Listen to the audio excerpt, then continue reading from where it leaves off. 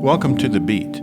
Today we'll be talking with Linda Parsons about her work, and she'll be reading several of her poems. Linda Parsons is a poet, playwright, and essayist. She's the poetry editor for Madville Publishing and the copy editor for Chapter 16, the literary website of Humanities Tennessee. Her work has appeared in the Georgia Review, Iowa Review, Prairie Schooner, Southern Poetry Review, Terrain, Shenandoah, and many others. 5 of her plays have been produced by the Flying Anvil Theater here in Knoxville. Linda has published 6 books. Today we'll be talking with her about her latest, Valediction, which contains both poetry and prose. Welcome, Linda. Thanks for being here today. Oh, thanks so much, Alan. It's a real pleasure to be with you. Well, since we are looking toward summer and leaving spring a bit, I thought I would do a few summer poems. I will start with my 4th book, This Shaky Earth, which has a lot of gardening and a lot of summer poems. And in the summer, I tend to write a lot about tomatoes. Back to the garden. You wait for them all year. Luscious cheeks and bottoms, plucked from vine or roadside stand. Granger cotoms, the sign motions to your throat's unquenchable June, calling for one bite of salt flow, its fat cherry heart a firecracker bursting. The glory of tomato, stirred with basil and vidalia, the prize you've wished for, warm sun's bulging pockets worth their weight in toil. Swallow and enter all the gardens you weeded of spurge and clover. Heat waves simmer up ahead, sweat bees light in the moist V of knee. You could heft this fruit over the fence, live out your dream of pitching for Brooklyn. It feels so right in your hand, a knuckleball over home plate would do it. If you walked them again, the backyards of great aunts who sent you to pick big boys staked on bamboo, the soil would be foreign, home place subdivided, shutters taken down. The women no longer those who called like clockwork, "Hurry up here," and you a giant in the rows. And so this is a poem as much about childhood and memory as it is about summer or tomatoes or gardening, which is the beauty of poetry. You can do all of that together at once. This is another summer poem, and I was inspired to write this by being on a walk with my younger granddaughter, who's now almost 15. And the cicadas had started up, and they were in the trees above us. And I grew up calling cicadas jar flies. So, and in this poem, I realized that there I was in the middle between my granddaughter and my grandmother. So this is kind of a powerful poem for me. Midsummer. Under the old redbud in the boulevard, sound umbrellas our heads lifted as to thunder. Near, oh near, they cry above us, and together, though deaf in their midst, we speak the names we have learned in lives brief and long. Cicada, says my granddaughter, given by her mother. Jar flies, I counter, word my grandmother broke with half-runners on newsprint spread in our laps. Far, so far on that glider, that porch, those burnished evenings. In the dying down, the 4-year-old affirms the stamp of science. Cicada, not yet sure-footed in the gloaming, the papers will flatten with corn shucks, oil cans shall fetch for our rocking to and fro. In the new ringing, like all deepness wrung from pitched joy, we look and look for the red eyes, the jewel wings, near, oh near, in that shattered, still-lit night. And now I will move to my current book, my sixth, and this is titled Valediction, and it contains both poems and prose, short prose. There is a lot of both darkness and light in this particular collection. Light around trees in morning. So much light, I think it's caught fire. The paperbark maple self-immolating, but it's only the coppery scrolls silhouette facing east. Someone once important to me planted this tree, led friends to this very spot as if it were the only blaze, the garden's only crown. Importance ebbs in time, keeping its own mystery, and we're left on our knees in cinders, smoldering ash, as I was, turning to what's more important, clover in the iris, stones overrun with chocolate mint, the scrawl of minor serpents to read and expel. A woman alone makes good headway in the weeds, my corona unscrolling like fiery swords at the entrance of nothing and everything Edenic. Sometimes I think light comes only when we're bowed too low to notice our leaves and limbs burnished by morning, our bodies in spontaneous combustion.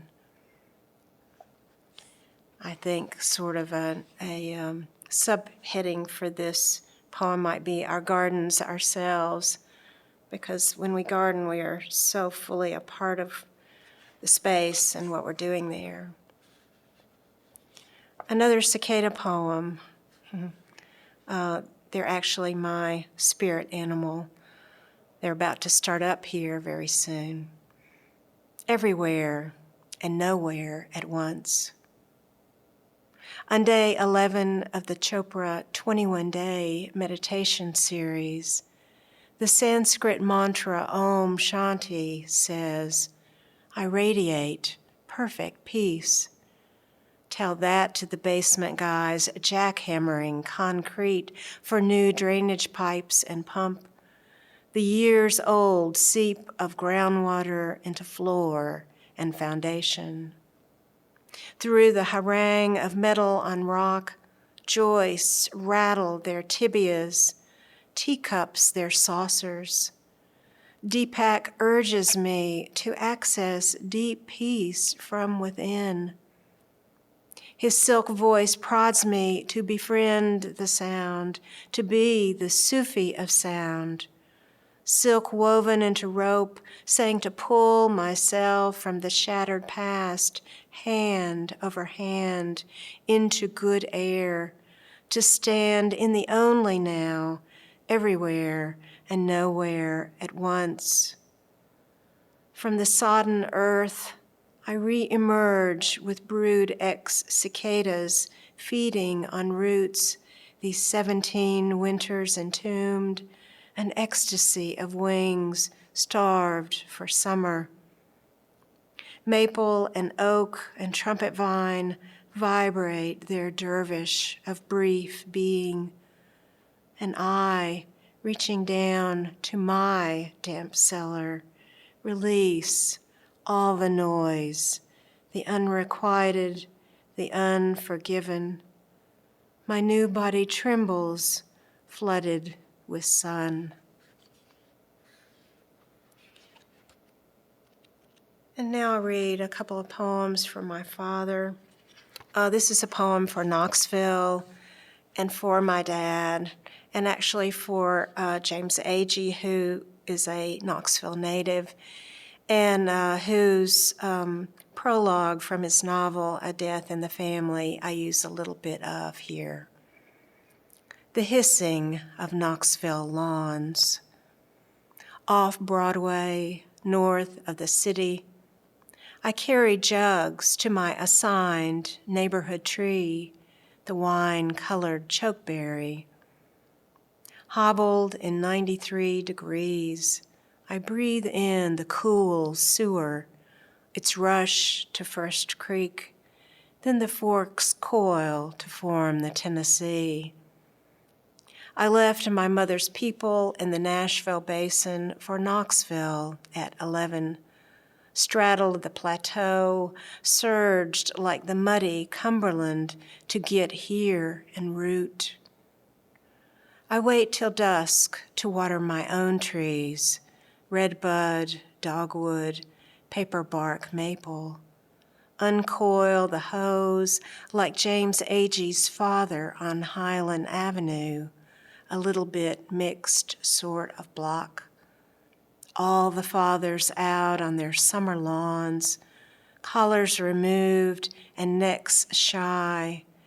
The bright bell of spray, a call and response to cicadas' risen whine.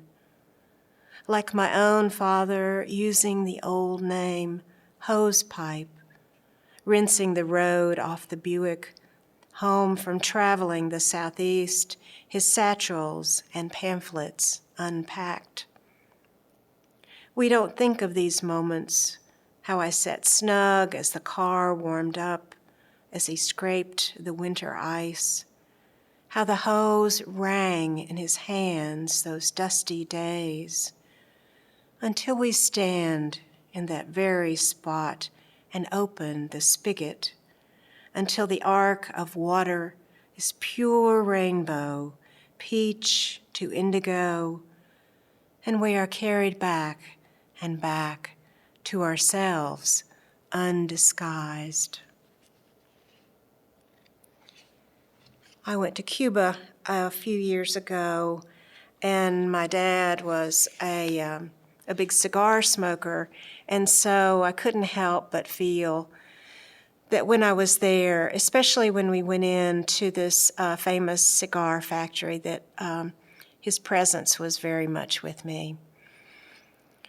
Travels with my father. I didn't realize I was taking you to Cuba, dead a year, packed in the dark of my bag, as you once stowed contraband cigars across the Canadian border. Travel, your salesman's blood, now my slipstream, way stations, points of interest, quest for the bluest blues. Naturally, you stalked me to the Partagas factory in Havana, wild with leaf and aroma, Monte Cristo, punch, Cohiba, Castro's favorite, Romeo y Julieta. We strode the crumbling city together, battered by sea, salt, time. You would have come if you could, before your prisoning mind, before La Revolucion 1959, whose icons paper city and countryside as if Che's guerrillas stormed ashore just last week. You would have come before your embattled neurons, a discombobulation of brain and will, stowed in your dark recesses. You would have carried home a baker's dozen, fragrant cedar glued in the windowless workrooms, stories of Guantanamo's bluest blues, your memory unbattered and questing. So as you could tell from the previous poem, my father had dementia in the last few years of his life, and I was one of his caregivers.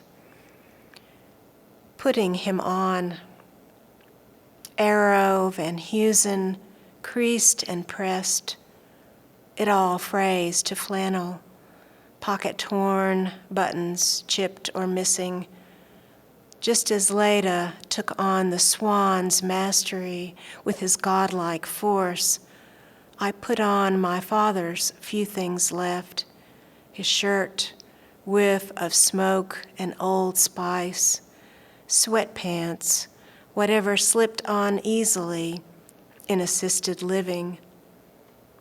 I inhale his remembered body, knowable finally in diminishment, two stranger hearts shawled close. I could not smooth his brute fear at the end, that white rush, no airy wing beat fallen, no knowledge of how terribly heaven bears down. And I'll return to something a little lighter, return to summer and to tomatoes in this shaky earth. Tomato song. Heart of hearts, you are generous and many-chambered, so round, so firm, so fully packed. The better to eat you, drop syllables of indiscretion on table, wrist, tongue. The ancients thought you poison before tasting the heaven of love apple. Your buxom corona drops the stalk to its knees, hot as a brand on flesh, drunk on the incessant cup of sun. Salted and sliced to perfection on our plates, you are the bushel baskets of summer, bristling fields we ran so often, the tracks bear our lifelines. Your shape is the hello of home, low talk of passing hours as night smiled on porch and gable. From the mustard path where we thought vaguely of heading back, jar flies spelled out their 10,000 names, soft bedroom lights blinked open. August, an apple in my reach. My heart is the fruit of all hunger, its juices and red mouth singing. I stand even with the corn shocks, the border of forever child and forever gone, broom sedge, less wild to the touch.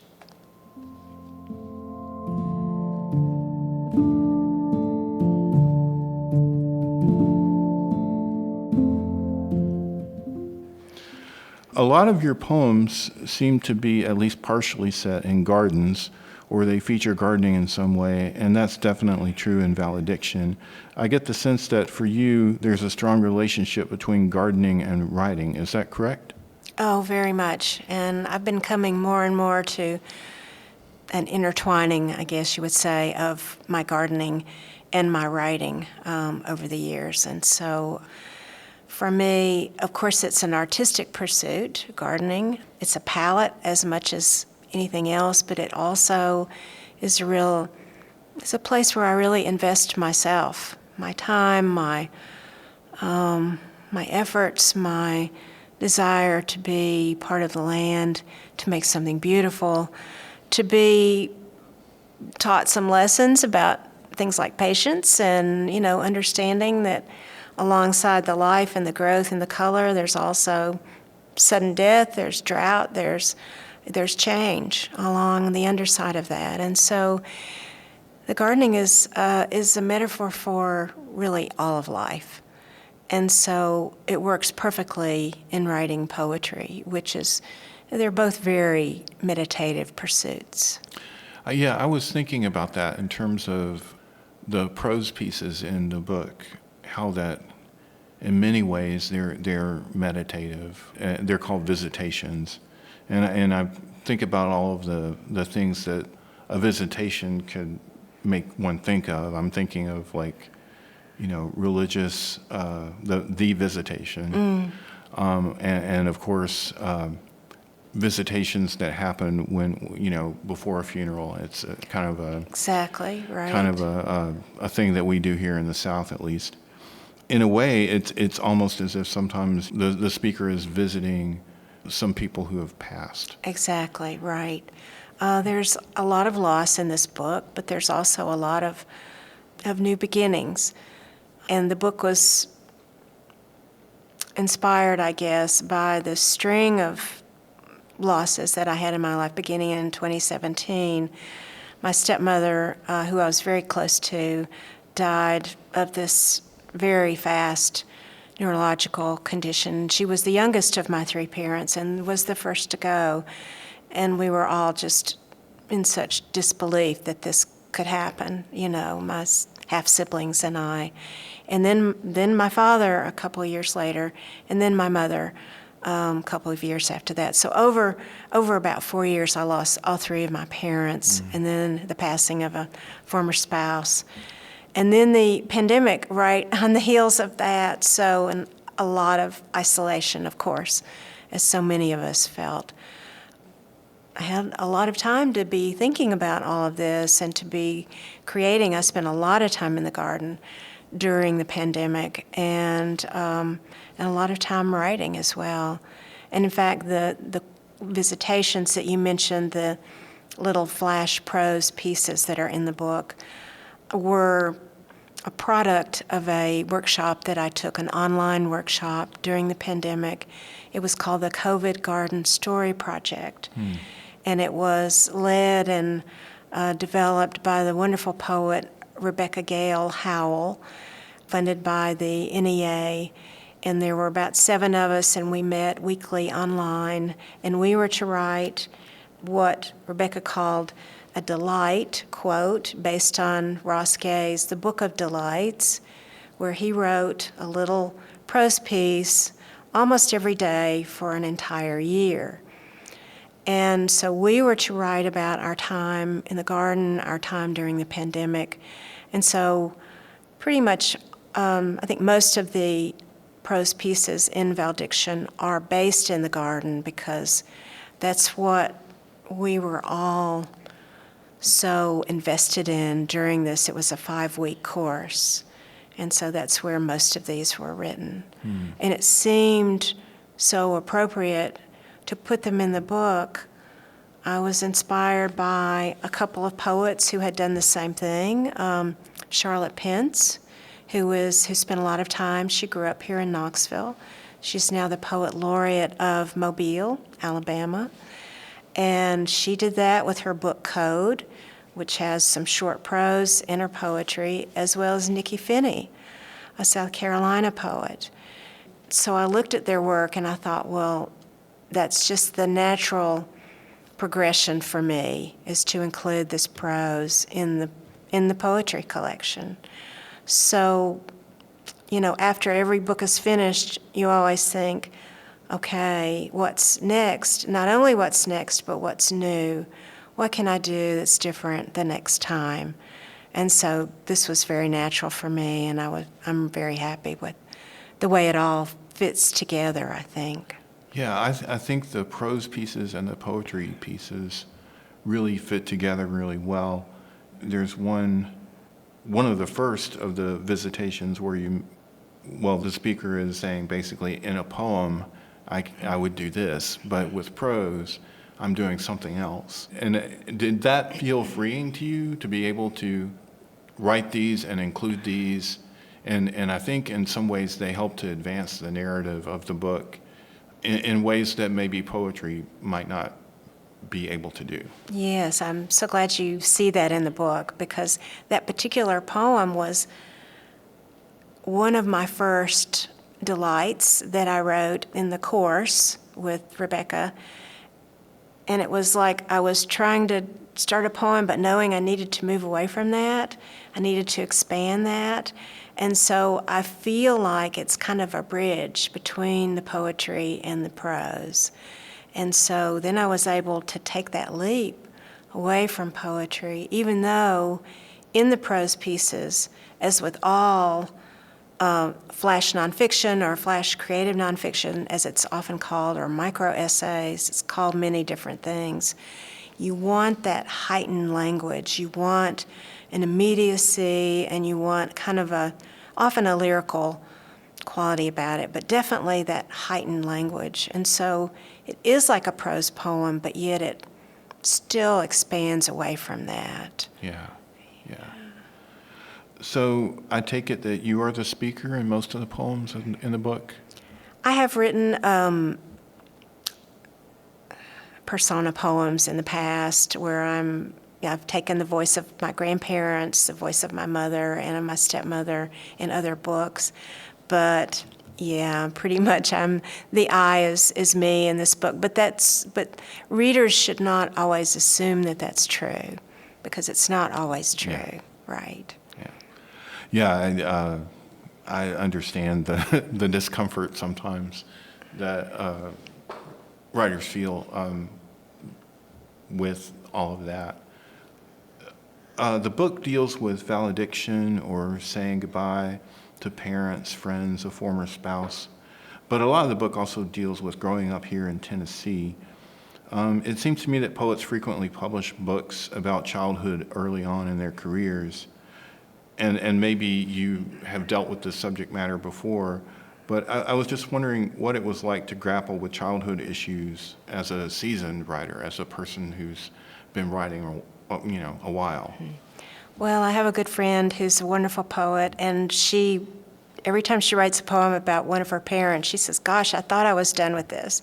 But it's like we're never done with these relationships and the forces that they were in our lives, whether for good or lesser good, how they shaped us and how we're always still grappling in some way or else trying to enlighten, trying to cast more light on these relationships, I think. Because as you do mature, the goal should be greater understanding, greater compassion, greater wisdom about all of that. And I do try to move toward that. Even though I have some dark poems about especially my relationship with my mother, I feel that in every poem, in everything I write, I'm still moving toward the light, toward the end of that piece, whatever it is. I'm moving toward the light in everything I write. So that's important for my growth. It's important for me to make that effort. And it has been, a source of healing, of great healing, just like gardening is a source of great healing. And you hope that by the end of your life that you achieve a feeling of peace, and writing toward peace and light. That's what I try to do. And that's what's the best for me, and I think the best for my readers as well. So I know that you are, in a conversation before, you've mentioned that you're not a person who really has a writer's block so much. And I just say that because I know that you just published this book last year, and sometimes there's a period where writers don't write so much after a book is published. But I'm just wondering what you're working on now. I'm still very interested in the small prose pieces, and I've got an idea now for a poem that I just need to sit down and work on. But it's like things have to simmer a while before they're really ready for the page. I actually have a groundhog under my shed, or maybe more than one, and they find my columbine and my salvia and my comfrey and my spinach, really delicious.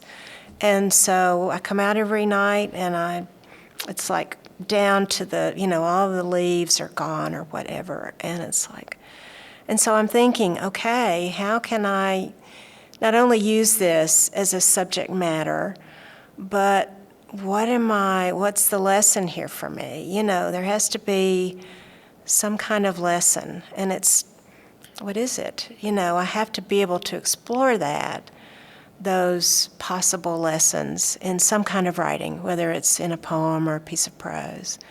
So our audience heard it here first. There's going to be some groundhog poems coming up by Linda. Oh, definitely, until they leave, until they find a new address. One of the things that we're trying to do with the podcast is to introduce our listeners to new poets. Who are your favorite poets? Who do you go back to again and again? Who are the contemporary poets that you like? Of course, I discovered Mary Oliver in the 1980s, and she's been of course, she's fully in the natural world, and she gleans so much sacredness from her being in the natural world, and that has really informed me and my life and my writing, for decades now. But I also love Ted Kooser. He's based in Nebraska, but yet, of course, you want your work to be based in a place, but yet still universal at the same time, and that's what I try to do as well. And when I discovered them, I discovered William Stafford's work. They're just so many, and I'm starting to realize I need to return to Yeats. I'm seeing more things referring to Yeats, and I need to return to his work. And I guess I would like to name some Tennessee poets who are quite wonderful and who have been writing for years. Of course, we just lost a wonderful Bill Brown earlier this year. He was in Middle Tennessee. That was a huge loss. And Jeff Hardin is also in Middle Tennessee. Susan Odell Underwood, who's here in East Tennessee, marvelous poet. And of course, Charles Wright, who's the shining beacon over all of us, over all of the poetry world, Tennessee native, incredible poet. Yeah, Connie Green is local. She's in Lenore City. She's just a marvelous poet. Also, I definitely wanted to mention Jesse Graves, who is an East Tennessean, teaches at ETSU right now. He writes, for the most part, the place on earth that grounds him the most is where he grew up in Sharps Chapel in Union County, and that's where most of his writing is like the wellspring of his work.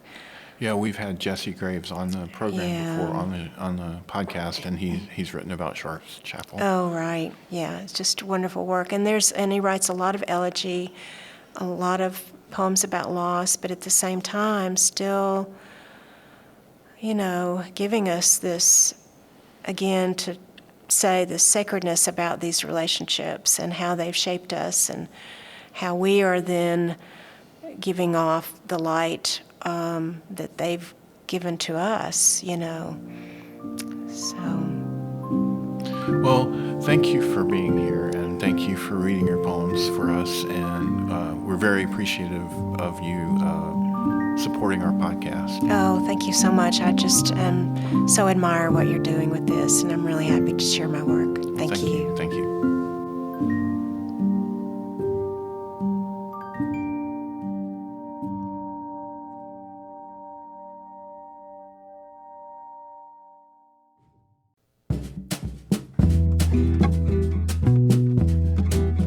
Thank you for listening to and sharing this podcast from Knox County Public Library in Knoxville, Tennessee. Music by Chad Crouch. Explore life-changing resources on our website, knoxcountylibrary.org. Find our podcasts under the Programs menu, including over 100 book and author talks. knoxcountylibrary.org, your essential connection for lifelong learning and information.